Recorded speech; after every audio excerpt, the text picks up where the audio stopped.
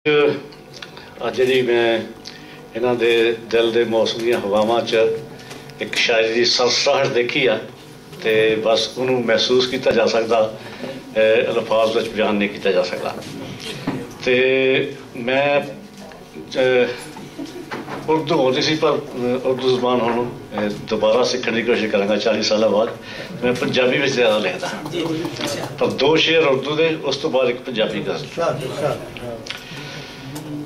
सुबह होगी अंधेरे जहन में किस तरह आखिर, नहीं तखय्युल में ही जिनके तलुए आफताब कर।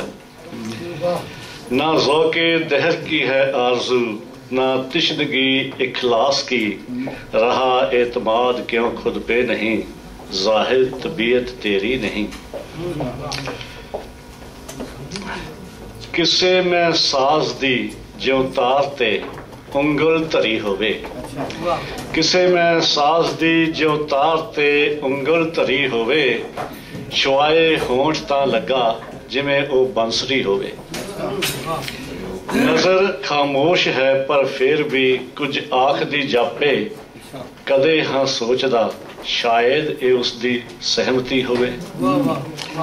बुझारत वांग है ओ आदमी पश्चिम च रह के भी, इवें लगदा जिवें लिखदा कहानी पूर्वी होवे।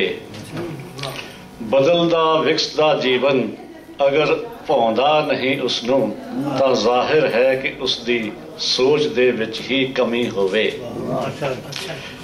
हमेशा ही निभाई दोस्ती सूरज ने धरती नाल, हमेशा ही निभाई दोस्ती सूरज ने धरती नाल, है मुमकिन शायद दुश्मन वांग भी साबित कदी होवे। नवें घर दी बधाई दे रहे लोकी मगर ओ तां, जिवें इस घर च भी महसूस दा एक बेघरी होवे। बड़ा मजबूर हो के मन्निया छड्डना है पैंदा कर, कि इस बनवास विच ही शायद तेरी बेहतरी होवे। नहीं पहला इल्म हुंदा किसे नूं भी कि हिम्मत ही थकावट दे लई साबित कदे चारागरी होवे।